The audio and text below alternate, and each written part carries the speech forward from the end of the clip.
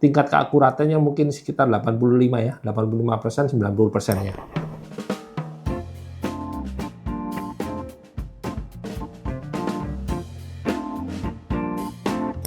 Selamat datang kembali di channel YouTube Subaterai. Kali ini kita melanjutkan pembahasan mengenai rancangan untuk Disastreet ya. Dari kemarin-kemarin kita masih belum sempat ngerjakan ini ya, tertunda-tunda, maaf ya, karena ya ada keperluan.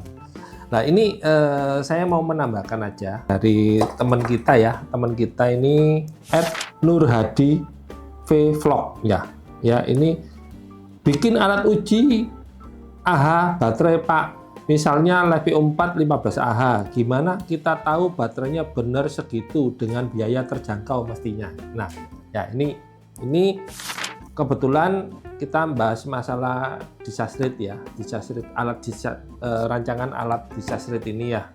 Nah, ini sebetulnya alat rancangan Disastreet ini itu bisa ngukur untuk sekaligus ngukur kapasitas ya. Tapi sebelum itu saya mau kasih penjelasan dulu metode pengukuran untuk kapasitas sebuah aki. Kita kasih penjelasan dulu ya. Kita kalau mau ngukur satu kapasitas tangki atau bak air atau apapun, ada dua metode yang kita pakai. Pertama adalah kita kosongin benar-benar kosong, kemudian kita isi dengan debit air yang tetap konstan ya.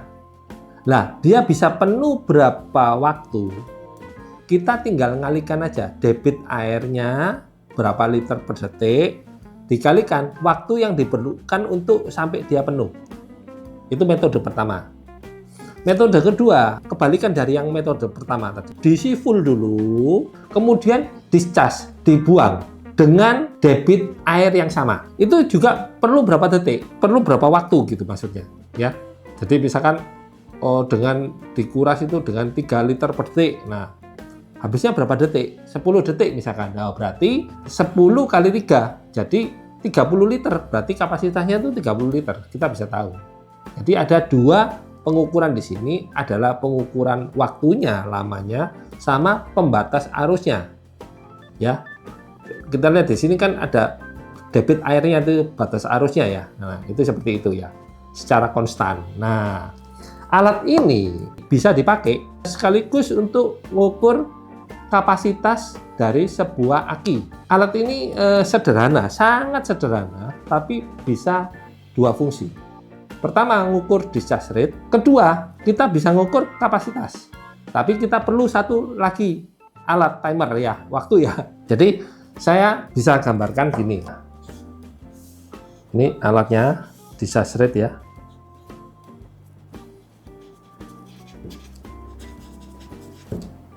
Meter ya. Kita namakan discharge rate meter ya. Nah, discharge rate meter ini kan ada harus pakai suplai ya, plus min ya. Nah, ini kan 9 volt ya. Kita pakai baterai kotak ya. Nah, ini kita nanti kasih di sini, kita kasih switch push button. Ya, push button ya. Di tombol ya. Jadi ini baterai kotak ya, baterai kotak. Ini plus, ini minnya ke sini ya. Nah, kalau waktu kita ukur untuk discharge rate, kita nyalakan cuman sebentar. Kita nyalakan, tekan, mungkin 1 detik kita tekan, 1 detik ya. Terus gini, kita nyalakan. Nah, dia nanti bisa ngukur di sini, di RSAN-nya ini, berapa milivolt, terus kita bagi, itu keluar discharge rate-nya. Tapi kalau kita nanti ngukur untuk capacity, nanti ini kita berupa switch. Nah, ini berupa switch gini. Nah, kita on, kita tetepin terus. Nah, tapi arusnya yang di sini, arus yang mengalir di sini, ya kita sudah hitung berapa, harus ada tegangan berapa, kita harus setel di sini. Jadi dia anggap aja pakai metode yang kedua ya, dibuang ya. Jadi kita cas dulu full, akinya kita cas dulu full, Kemudian kita pakai arus yang tertentu untuk ngukur berapa ampere ya, berapa ampere, karena kita nanti kalikan ampernya misalkan 3 ampere, 3 ampere kali RSA-nya yang kita pasang di sini. Jadi tegangannya di sini ada berapa. Nah, kita atur ini di sini supaya tegangannya di sini yang sesuai dengan yang kita hitung tadi. Kita sesuaikan. Nah, itu kemudian kita nyalakan timer. Itu bisa habis berapa. Nah, itu kita bisa gunakan rangkaian ini. Nanti kita pelan-pelan ya, teman-teman, pelan-pelan ya, sabar ya. Nanti pasti ini project ya, project itu pasti kita bikin, kita buktikan ya satu-satu ya. Kita untuk di charge rate dulu, kita buktikan, nanti baru kita pakai yang tes capacity ya. Ya. Tapi rangkaiannya pasti sama seperti ini ya. Jadi teman-teman nggak usah pakai biaya yang mahal-mahal, kita pakai biaya yang paling murah aja. Yang paling penting itu kita ngerti prinsipnya dulu. Mungkin kalau ada kurang sesuatu yang kurang dikit, nanti kita bikinin alat lagi tambahan. Kita coba berpikir sama-sama ya. Jadi sama-sama kita kembangin. Jadi teman-teman ikut merasakan sensasi untuk bikin satu alat. Kalau jadi kan untuk kebanggaan pribadi gitu ya, untuk kesenangan pribadi yang tidak bisa dibeli gitu ya. Ya meskipun ada alat yang sudah dijual di pasaran, tapi kan kita kan tidak tahu ya, kita tidak memahami ya prinsip kerjanya atau apapun. Tapi kalau kita buat sendiri kan kita tahu, paham. Misalkan ada kurangnya, kita bisa sempurnakan lagi, Yang paling penting itu pengalamannya, asiknya. Nanti minggu depan mulai kita praktekkan ya, kita bikinin.